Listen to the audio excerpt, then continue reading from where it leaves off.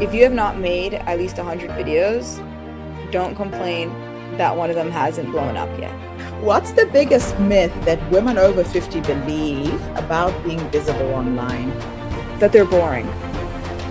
That's not true. That is not true. Everyone thinks they're boring, but that is not true. Well, I would find a very underserved niche that has high demand, low supply. Therefore, you can find your audience the fastest. Nowadays, even daily isn't enough. You should be posting like 10 videos a day. And I'm not saying they all have to be perfect.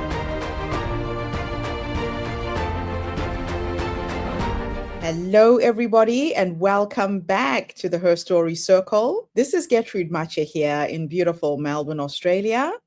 And today, my guest is coming all the way from the United States. Absolutely fascinating young lady. Welcome, welcome, welcome to our tribe. Please tell everybody your full name, where you're based, and share a bit of your story with us today. Hi, everyone. I'm Jenny Hoyos, and I am a content creator who has been making videos since I was as young as 8 years old, and I'm now 21. I created content for years out of passion, making videos every day, and I only got my first 1,000 subscribers 10 years after creating, and it was just a snowball effect where I now have over 15 million followers across platforms. Jenny, that is absolutely wonderful. Fantastic to know that someone so young has managed to achieve so much using social media, using YouTube and TikTok. Now, Jenny, as you know, my platform is called Her Story, and it's all about women's stories, gaining visibility by giving presentations, talks, podcasting. What are the biggest lies that experts believe about becoming visible? A lot of experts will tell people to use special hashtags or to post at a specific time. But the truth is that isn't what causes virality. What causes visibility is creating good videos. And it's also not just about being a famous person or a celebrity, because I know how to get how to get views and visibility on videos, even if I'm not in them. And that's why I've worked with several brands and creators as well. So it's all about making good content. I'd love to dive into that more, but yeah. Yes, please, let's dive into that because making good content is what it's all about, right? If somebody was to come to you today and said, hey, I want to create my personal brand, what is the step-by-step process I should follow? Yes. So for one, it's super important to understand how the algorithm actually works. And for the most part, on all platforms, they work about the same, since it makes sense for it to work this way, in the sense that someone publishes a video, the algorithm will show it to a focus group about, depends, like let's say 10 to 100 people.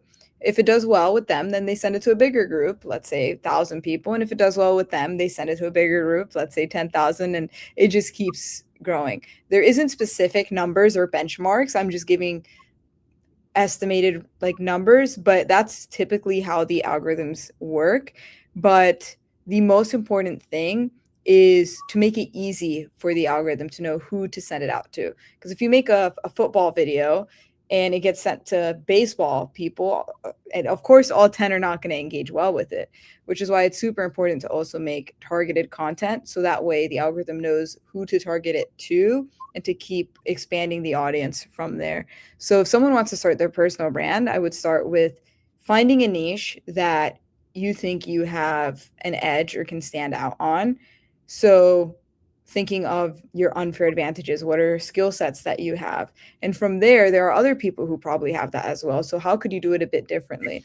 Because if someone's searching up how to bake cookies, there's already someone who's already doing that and has already gotten millions of views. So the algorithm's going to push out their video because it's guaranteed that it's going to do well with a new audience, because it has been proven to perform well with previous audiences, which is why it's important to find a sector where you could have your own blue ocean, is what the strategy is called, and just make good content. I would say that's where to start. And good content comes over time, but of course there are different things that you can apply into the videos. So if someone gave you only 30 days to become known, what would you do? Well, I would find a very underserved niche that has high demand, low supply. Therefore, you can find your audience the fastest. And I would post as much as possible. Nowadays, even daily isn't enough. You should be posting like 10 videos a day. And I'm not saying they all have to be perfect. I think the Yeah. first week I would just post a bunch, like maybe 10 videos every day for the first week. That way you have like 70 videos out. For the most part, I think someone will have like a viral video out of 100 videos. So trying to get your first 100 reps as soon as possible is the best thing someone can do. And once you found that video that hits, stick with that, make different variations of it, follow that format, and maintain that audience and keep growing it. Now, in terms of posting the videos, I know you've got a very specific length of video that you produce. Your videos are very, very short, to the point, entertaining. For somebody who's more into storytelling, where I'm not really demonstrating anything, maybe I'm sharing a skill, like I coach people to speak, for instance. What kind of videos do you think I could put out that are really short that could get attention? I think long form content is also very important as well when it comes to educational things such as like what we're speaking today. We wouldn't Yes. if we didn't have an hour together, we wouldn't be able to share all that information. So Yeah. I do think that this is great content, but I also do think that there are key moments that could be clipped out or maybe even small little exercises. Even like right now, this is like one long form podcast, but every question could be its own short form video. And I think that helps with visibility. Short form is definitely the way to create visibility. Long forms how you can maintain your audience. Now, if you lost your audience today, how would you rebuild your influence from zero? Interesting. I guess the first thing I thought of when I heard that question is I do think there's a difference between followers and fans where I know if my one of my like all my socials if they got deleted today and I started a new account, I genuinely think in a week I'll have 1 million followers. And it's not and one, it's because I know how to make viral videos, but two, it's because I've built a relationship with my audience where if I got deleted, tomorrow all my viewers will be searching for my name. So I do think that's something I wanted to note that it's important to build a real audience, and that comes from providing real value and creating, I think, from the heart. To be honest, the viewers can feel what's real. But I guess to answer the question, what the question was, how I would build back to how I was today. I already know what works, and I know what my skill sets are, and I would just double down on that. I think as far as like what my skill sets are, I my number one skill set is definitely storytelling. So I would double down on just telling stories about my life or different people. But other people have skill sets in piano. Other people are athletes. I think it's all about doubling down on what you're good at. So just showcase what you're good at. So, what is the fastest way for a coach, an author, or a speaker to become known in their industry? Research what is working in for other people, like even in under other industries, and try to incorporate those viral ideas. And like this, someone's probably hearing this. Oh my goodness, this sounds like so bad. But if there is a speaker who made a viral video, but or let's say it's a priest. A priest made a viral video and he's preaching. You could do that same execution within your industry of, let's say it's public speaking in general, and I'm sure it would still apply because it's very similar even if it's a different niche. So I think that looking for industries that mirror your niche could be super helpful.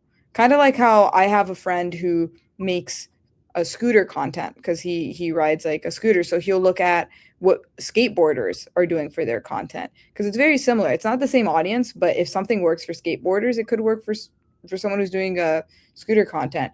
So the easiest way to unfortunately the easiest way to grow is to see what's already working and steal like an artist. Let's talk about podcasting. What separates podcast guests who are unforgettable from guests who become industry celebrities?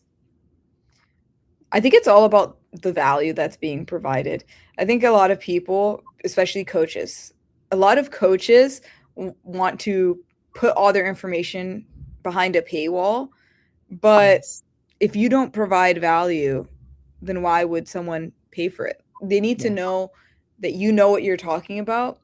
And to some extent, I'm not saying this is the case for everyone, but people are definitely more inclined to buy from someone when they feel like they have gotten way too much value from that Mm. person. Like there are creators where like they will release a product and I'm not even 100% sold on the product, but I love that creator so much and they've done so much for me emotionally that I am sold on whatever that is and I want to support them.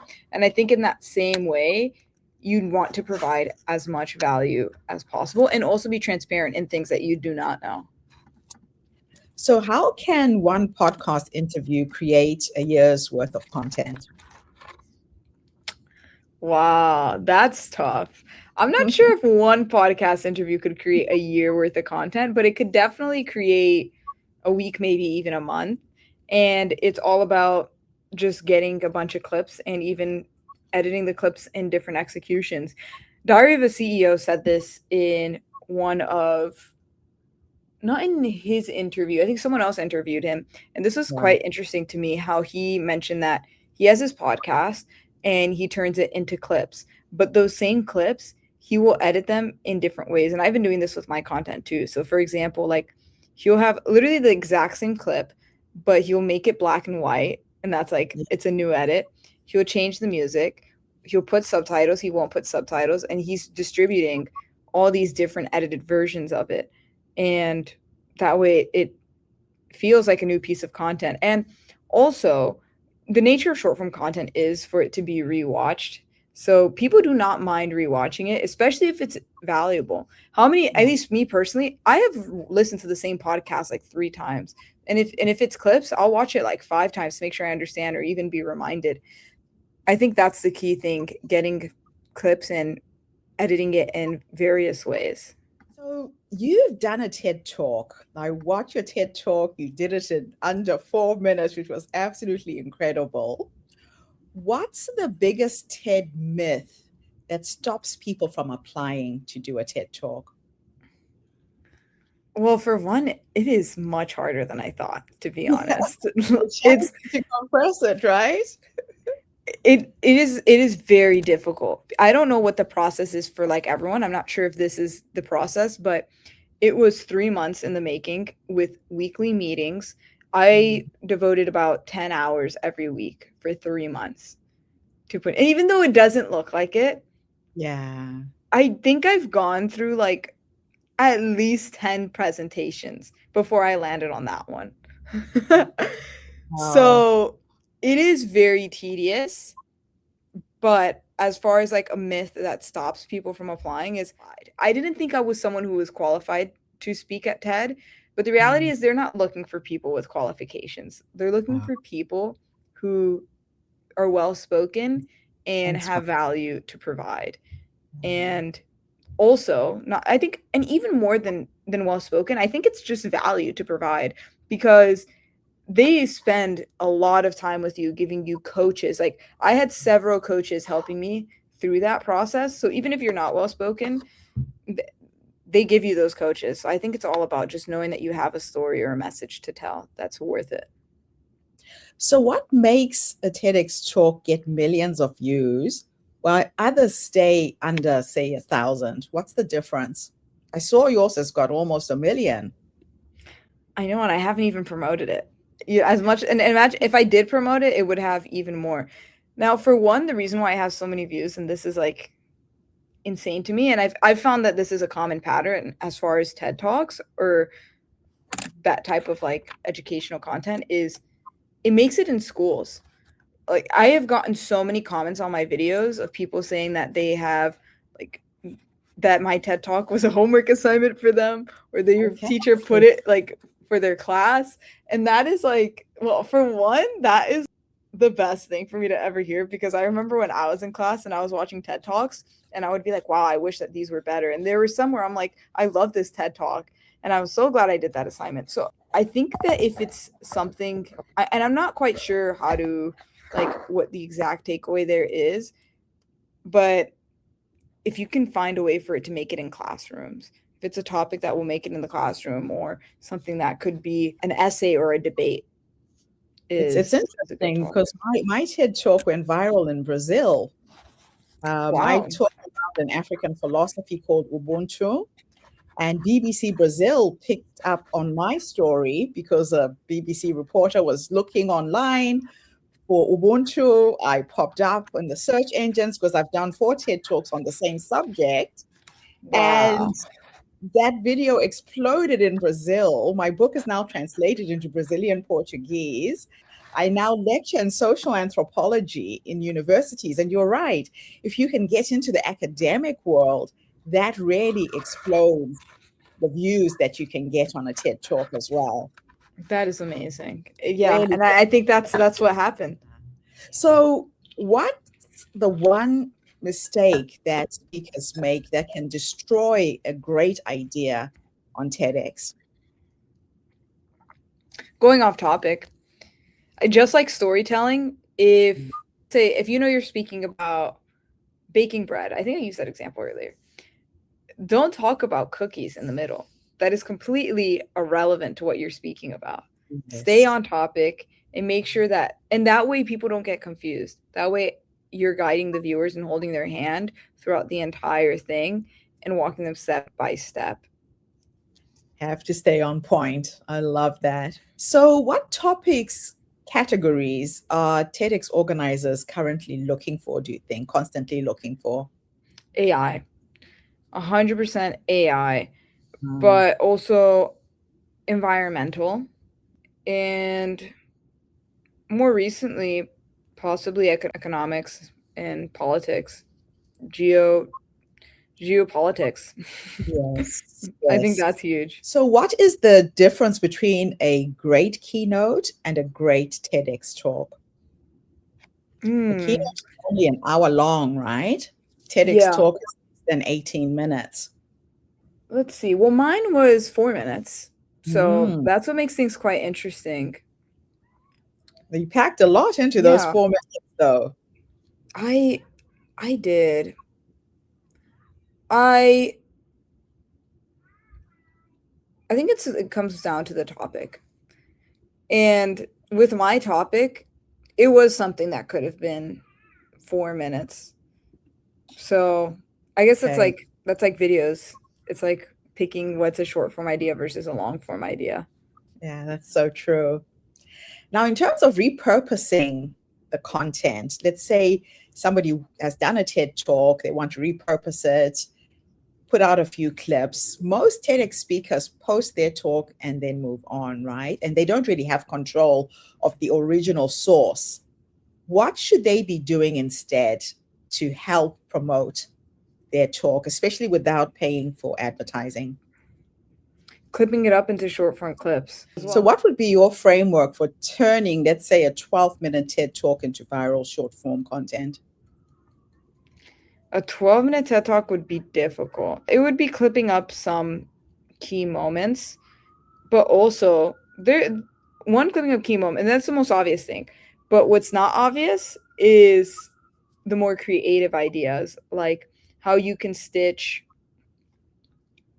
videos after Mhm. the TED Talk. So maybe if it's like one thing, getting a clip of what you said at the TED Talk and then saying, let me elaborate on this point a little bit more in case or even if it was like common questions people had after my TED Talk and making a video on that, or even a montage of every time the audience like clapped, or there's so many different creative ideas that could be done that will funnel back to the TED Talk.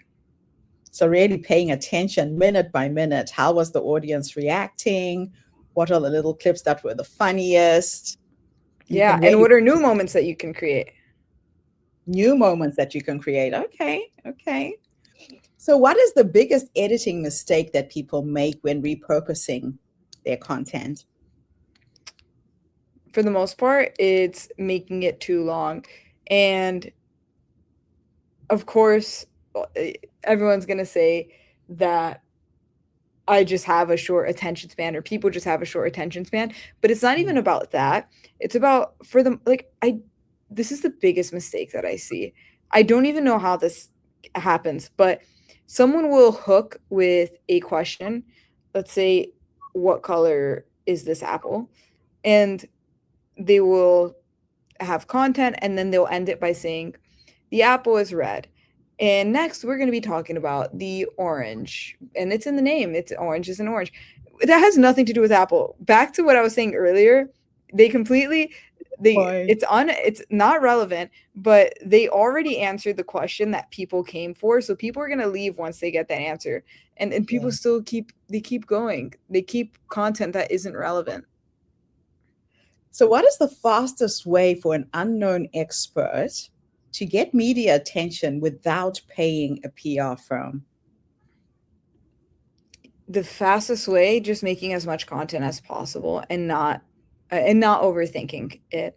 Get your camera, stay where you are, like in your seat right now that you're listening to this, even if you're in the car, if you're in bed, like maybe not the bathroom, but wherever you are, take your phone out and just start talking to it and speak naturally. And sometimes people get in their head about it and they'll do several takes, but you can hear it in people's voice when they do another take. Whenever I have a video where I know I want to, like, literally any video, every single time I'll record one take. I'll record something and then I'll say, oh, I did not like that. And then I'll try it again and it comes out worse the second time. I'll try it again and it comes out worse the third time. And it's not that it's worse.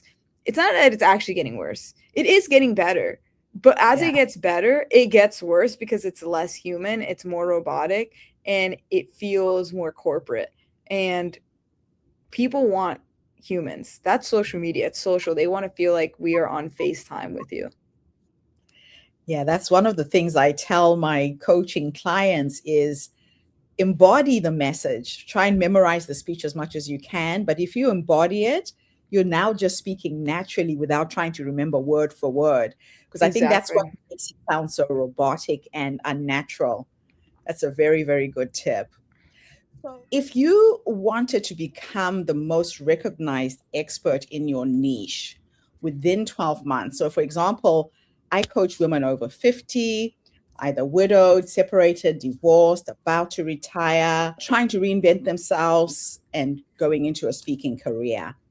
What exact visibility strategy would I follow? For one, avatar is everything. So I am so happy to hear that you know who your avatar is. And I think a lot of people listening to this doesn't actually have that answered. So the first step would be, now that you know what your niche is and your unique selling point is, who is the audience? Be very specific with your avatar, literally the way that you just did it.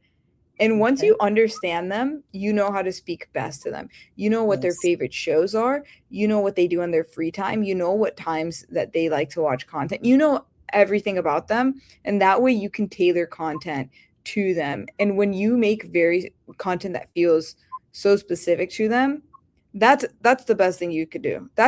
It sounds funny. It sounds counterintuitive because people think going in a niche actually makes it harder to blow up, but it actually does the complete opposite. The more specific you get, the faster you will grow.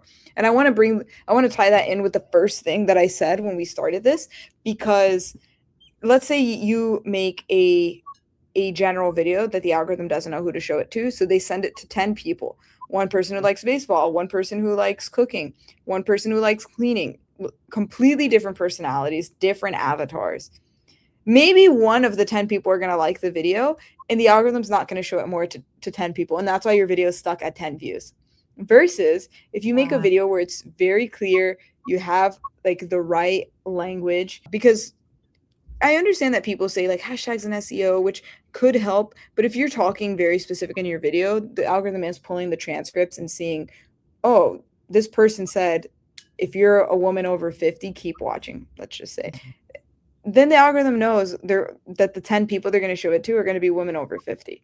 So now the women over 50, those 10 of them like the video, they're going to show it to 100.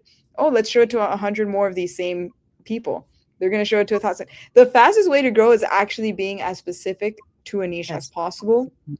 And once you have like a strong fan base there, even if it's 1,000, then you can like continue like building on that audience and expanding. So really what you're saying is every single word you say has to be meticulous. You need to have a strategy that the words you're communicating are going to be picked up by the algorithm so that exposure is given to that particular niche, correct? 100%.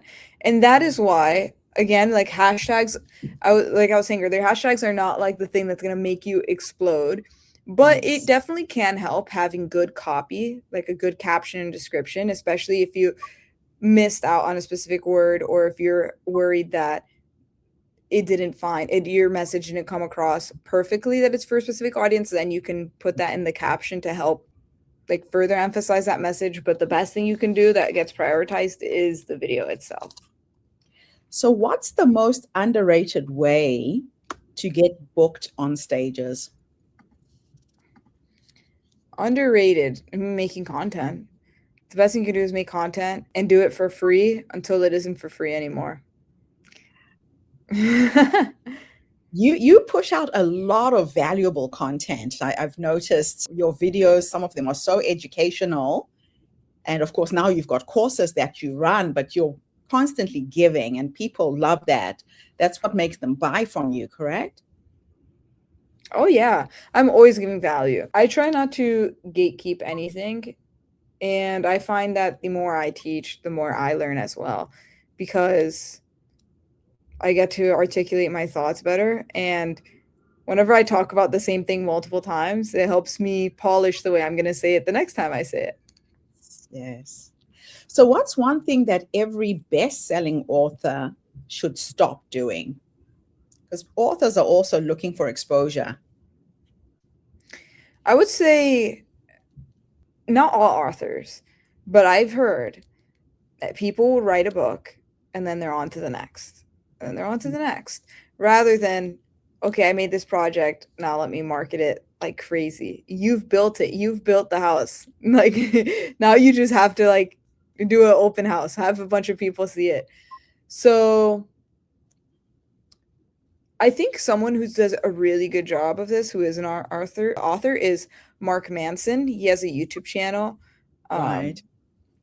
His book is amazing, and he has made several videos where it almost feels like he is giving this, well, because he basically is giving the same message every time. I'm not gonna lie, but he packages it differently in every video, even if he's saying the same thing. And I think people are afraid of repeating themselves and thinking, oh, like, or this is already in the book, why would I tell this story? In theory, I really do think you can give away the entire book in content and people will still read your book. And the reason I say that is because I've given away all my secrets, everything I know about content creation in all my podcasts and all my interviews. But would Yes. someone rather like gather everything and sort through all the junk and everything, just like gathering all of it and spend hundreds of thousands of hours, or just get my course and you sit down for 3 hours and then you got it all in a nice, concise, organized way?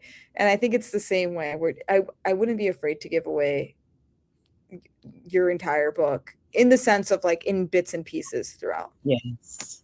Now, if I Googled your name right now, what would I learn about you and what should I learn instead? That's a great question. I think if someone Googled my name, I do think it would be a pretty accurate, but I think it would include a lot of my experiences that I've done within my videos, and it probably wouldn't dive into what it took to make these possible and the amount of work that goes behind that. So someone, and it sounds funny because people, they may or may not understand they may search up my name or my channel and see that I'm constantly having fun or doing these doing these stupid crazy skits or activities, but what they don't see is there's a team of 7 people behind Behind. it who are helping me. And you wouldn't imagine. It's quite funny. It's almost like how when you watch a movie, you get so immersed that you forget that they're in a studio. And if they flip the camera around, you would see 100 people and all these different cameras, and you're not even in the place that you thought that they're in. I Yes. think that's what people don't see, that everything is very meticulous and planned out, even if it doesn't seem like it. So, what's the difference between being famous and being influential? I think I think about this a lot. I've I've been battling this for a while because I will say I have a huge following and I have been growing it. I've mainly had this for the past 3 years, but only for the last 6 months I feel that I've actually been influential. And this is because I created a lot of content that didn't really have a message behind it. A lot of it tended to be, I guess, like mind numbing. But it's hard to do this in every video, but I try to think of a theme. What is the message? What is the key takeaway? What do I want people to do after they watch this? Or how do I want them to feel? And that's something I've been working on recently. And I'll give like a specific example because I do a lot of comedy videos, so a lot of people know me for my skits. But more recently, I have and I think we all have hate. And I've never like really addressed it until it became like a lot of hate. And that's when I decided to make a couple of videos about it, but not in a way that in a way that comes from the heart of how I actually feel about it. And ever since like I did that, it was insane. Like for one of the videos that I just did got 50 million views. It went beyond my audience just because it really came from the heart. Yeah.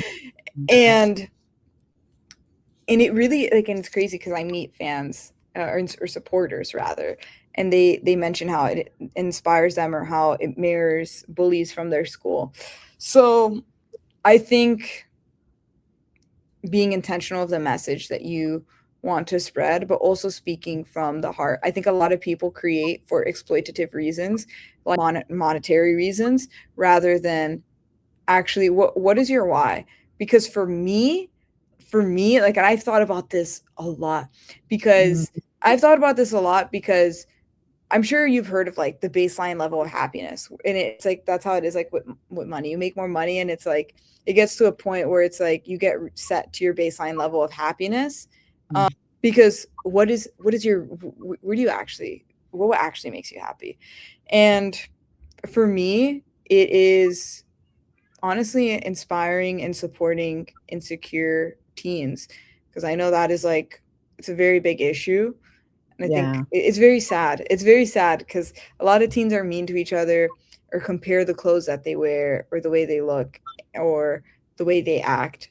And a lot of and it's so sad to me when I see kids who are so quiet and don't want to like have friends or be like how it used to be. And those are the people I want to speak to because I resonate with that. And Yes.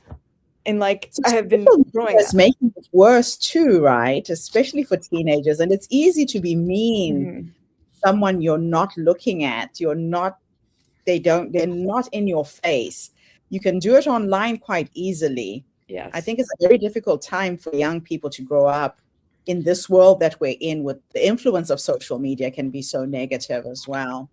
100%. And they also compare themselves to these beautiful, perfect influencers with the perfect life. What they don't Yes. realize are things are not like things are not what they seem, are not always what they seem because people are showing the best parts of their life, not everything. And Not that's why I ev- want to show everything. So, what's one story from your life that you could instantly make people trust you more? There's so many. there Yes. I have told the most I've told so many stories, and when I meet my fans and they ask me about it, it's like I'm like, wow, I forgot like I told this to like You told real the people. story. Yeah, like I've told the story of like my first kiss. I've told the story. I people saw me get broken get a boyfriend live. I was breaking up. Oh, People have no. seen like people have seen it all. So I think like and I think that's what makes me stand out, and that's why I've been like growing a lot more recently because I'm showing it all and no one does that. But I think the biggest story that resonated the most was I've recently changed the way I look and dress, and Right. it came from insecurities and being afraid, and that's why I want to talk to that audience. And ever since I made that video, I've just gotten amazing responses from people. Yeah. You're being real, I think. That's the beautiful thing I love about you online. I don't see you wearing a mask. You know how some people will mask when they come online? Yeah. With you, I can feel there's no layers I need to pull back. What I see is what I get. That's what people are connecting with as well.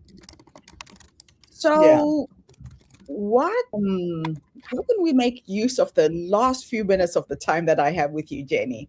I really want to pick your brain, get the most out of you, knowing who my audience is and what they need. A lot of women over 50 lack self confidence, which is why they come to me for coaching. They have fears that, oh, it's too late. I can't tell my story. What advice would you give to women over 50 who are trying to build their visibility online? Give us a 5-step process. I love this question. Now, I want to preface by saying my mom is, well, she wouldn't be happy if I told her age, but let's just say she's part of your demographic. So, and she creates content. She has Yeah. over 1 million subscribers. And yes, when Wow. she started, I helped her a lot. Of course, Yeah. I taught her like a lot of the things I knew, but she's been managing her channel for the past 2 years herself without my That's help. beautiful. So, to be honest, like giving these tips, I I want to I'm going to share some of the things that she's taught me. What that is. So, for one, my mom, she loves ChatGPT. She uses AI, and All it right. makes her workflows so much easier. So she uses it as her creative partner. Yeah. So whenever she has a topic or idea, she'll put it in ChatGPT, she'll type it out or she'll talk to it and just kind of bounce ideas back with it. So I think that the reason why that's important, I want to start by saying that, is because when it comes to video ideas, sometimes people have an idea and they'll say, "This is an amazing idea, let me do it." But Yes. there's no comparison to it. You can't say something's a good idea if you haven't compared it to other ideas. Something else. See Yes. see it against have 10 ideas and see if your first idea is still the best one of the 10. Then Right. you know you have a good idea. So I think it's good to have a lot of ideas, and once you have an idea, refine it. But also, both my mom and I do this strategy, which also helps with content. And we kind of mentioned it earlier. Is if you have an idea and you don't know how to execute it, you can bounce ideas with ChatGPT or AI or a friend to figure out like what feels like the best way of doing it, but also just create several versions of it. Like this reminds me how recently a format that my audience loves is when I cook. And I was getting in my head about how do I execute this, and I didn't make a video for a week because of this. And I think a lot of people do this. They're like, Right. I was thinking, so should I just show my hands, or when should I show the food, when should I show me, or should I be in the entire thing? Should I talk, should it be a tutorial, or should I not talk at all and just put music behind it, or should it be a combination of talking with music? How should I execute this? And I did not create for a week, and that's coming from someone who knows how to create content. So Yeah. I was like, you know what, I don't know how I want to do this. I'm just going to pick a bunch of different ways I want to do this and try it. I made a version where it was like where there was all talking and it was a tutorial. I made a version where it was all music and no talking. And Right. I made a version where it had me the entire time versus just the food the entire and that was and it was funny because that's how I ended up landing on the format that I want to do, which ended up being a combination of everything where where I'll have like I'll say something in the hook, I'll have music, and then I'll have one line, more music, a line, and then I'll cut between me to just the food, me with the food, just the food. And that's just how you figure out what to do. Just try a bunch of different things. So what And else did your mother teach you? And you're she, working with your dad too, aren't you? yeah, my dad does help as well. I think what my mom does pretty well that I think will resonate well with your audience is she's always recording everything in her life, like or even capturing B-roll.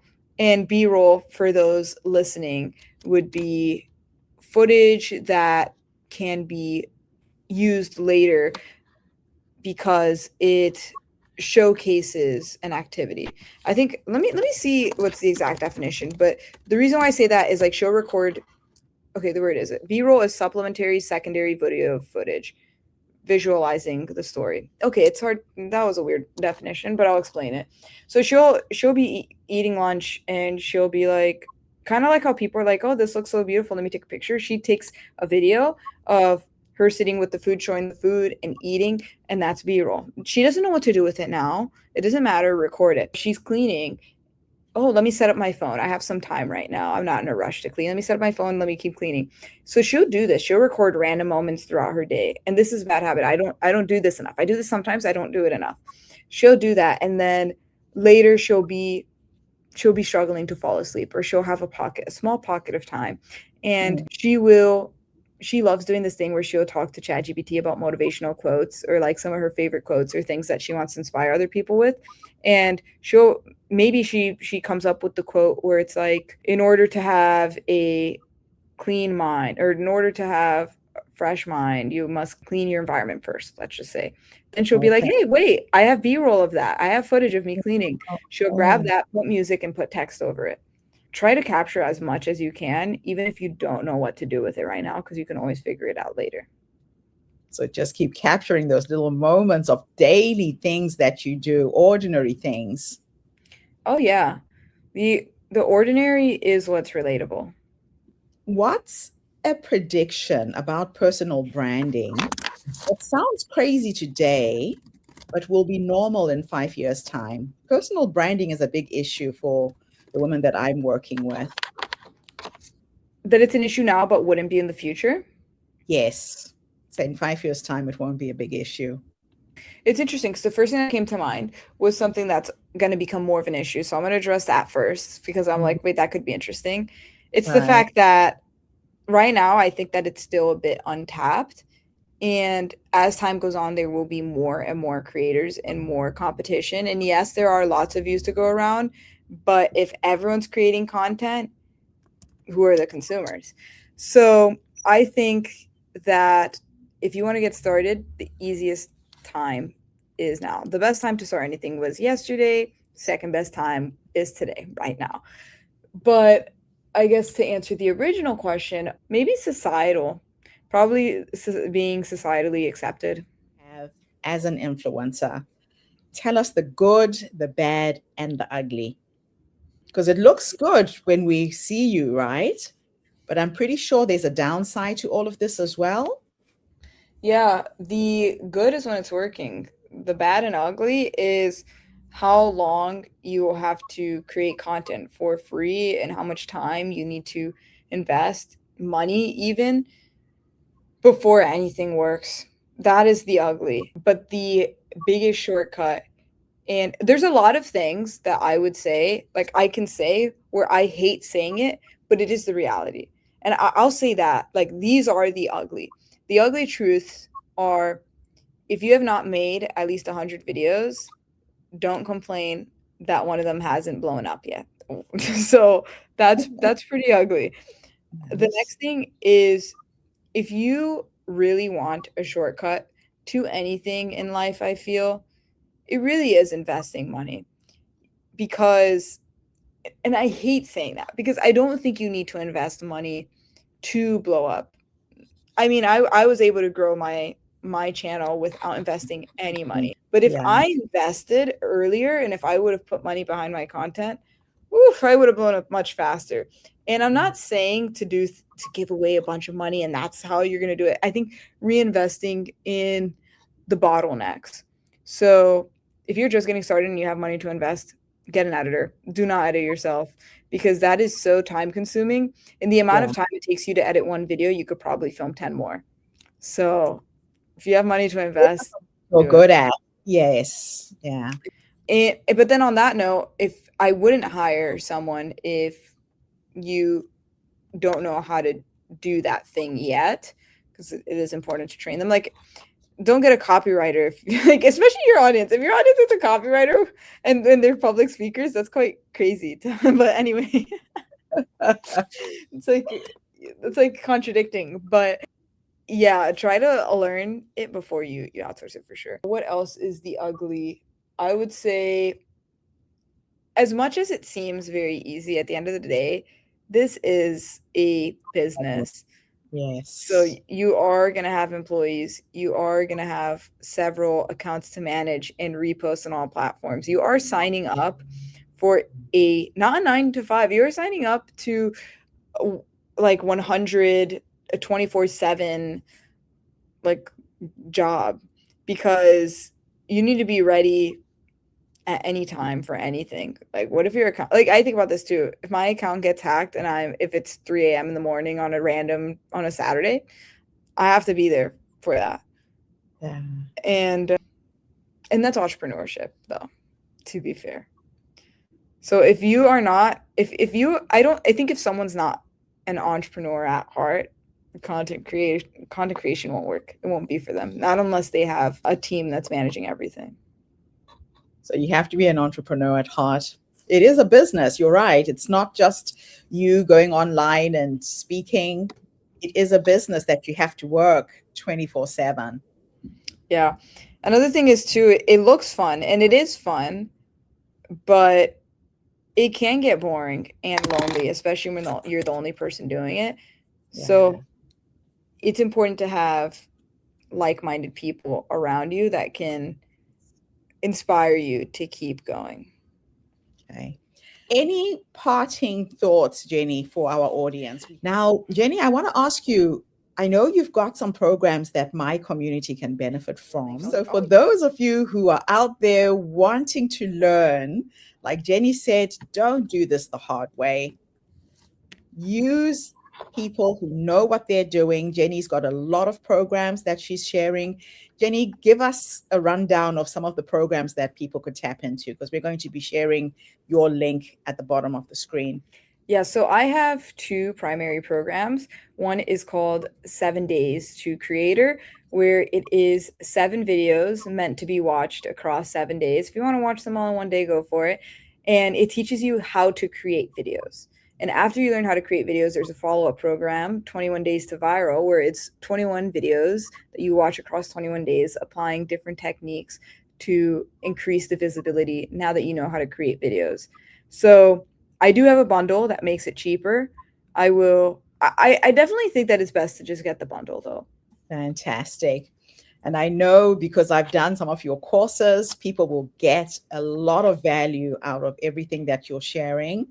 One of the biggest things that I learned and the mistake that I had been making that was actually hampering my views was I forgot to tick, this is not for children. No way. When you upload your videos, that one simple thing I discovered a year later that I had said this is for children. So only little kids were getting my No way. yeah, That's hilarious. Well, it, not really, but still. So, these are the small things that if you don't know anything about YouTube and the back end of YouTube, you need to learn. You need to know how to upload those videos, what to take, what not to take. Yeah, I mean, the other thing I will mention is I do provide one-on-one support. It does cost more than the programs, and if I definitely recommend going through those first. That way you can come in with the proper questions. But I think helping one-on-one is definitely the best thing because that way I can dive into your channel and see exactly what you're doing and give exact feedback on your videos. So I'm always happy to do that and would love to put the link as well below if we could do that. But I know that you were helping, I think it was a dentist or something I saw on one of your videos or your podcasts. Despite the fact that your demographic are younger people, you are helping people in other niches as well, correct? yes. Tell me how that transfers, because I'm in my head, I'm thinking, you've got a very young avatar. My avatar is much, much older. How do you transfer what you're doing for your demographic into a different niche? Well, I actually started my channel. Well, let's actually rewind. Before I started my channel, I was creating content for local businesses and I got my experience through helping a roofing company. I also helped a psychologist, a yeah, a restaurant, a real estate agent. I worked with a variety of of professionals and help scale their platforms and create content for them. So Right. I have experience through working with them, but as far as like how tips, like how a lot of the things translate, it's because everything is like human, it's human psychology. A lot of things, I mean, you look at Maslow's, I think that's his name, Of needs. hierarchy of Yeah. needs. It applies to everyone because it's human nature. And I think it's about thinking about the philosophy of what humans want deep down and understanding like once I work with someone and they help me understand their avatar, I know how I could better help them and how we can speak to them. All right, let's end with 5 rapid fire questions. And I want you to answer these as quickly and as fast as you can without overthinking. Oh, okay, this is gonna be fun. Okay. What's the biggest myth that women over 50 believe about being visible online? That they're boring. That's not true. That is not true. Everyone thinks they're boring, but that is not true. And even if you are, people will still watch. Why are some women becoming more influential at 60 than they were at 30? More life experience, but also high demand, low supply. What's one thing women over 50 should stop apologizing if they want to build a powerful personal brand? About their baggage. The baggage is what makes your content good. If a woman over 50 feels too old to start a podcast, write a book, get on stages, what would you say to her? Do it. You don't want to get any older and then realize that I should have done it when I was any younger because you are younger right now. What's the greatest advantage women over 50 have that young influencers can never compete with? Credibility. If they're giving life advice, they are more likely to listen to someone who is older than someone who is younger. What's one belief women over 50 need to let go of if they want to become more visible? People already care about them. Most people create like people care about their lives. Don't start with you, start with the value that you can provide to the viewer. Start with you, not me in the videos. Why do so many women wait until their 50s and 60s before finally stepping into their power? I think they get tired of the rat race and they want to do something different before they retire or because they want to retire. What's more valuable today, youthful energy or decades of life experience? Both. If you could have both, you're unstoppable. Yeah, exactly. I wish I had your energy, Jenny. This has been absolutely awesome. Wonderful to meet you, Jenny. Just keep up what you're doing and don't change. You're an amazing young lady. Well, thank you. I appreciate that. Nice to Hope you have a see you. great rest of your day. It was nice meeting you and nice speaking to you. You too. Take care. Bye. Bye. Thank you for tuning into the Her Story Circle podcast. I hope today's story has inspired you to believe in the power of our stories and the difference you can make in the world when you use your voice. I'm Gertrude Mache, and it's been an honor to share this space with you, where voices from all walks of life come together to weave a rich tapestry of diverse perspectives. Don't forget to subscribe, rate, and review our podcast to help us share these stories with more listeners. Follow us on social media by looking for the Her Story Circle podcast for more updates. And join us tomorrow for another episode filled with courage, resilience, and empowerment. Remember, your story matters, and together we're building a stronger, more inclusive world. Until next time, keep making her story.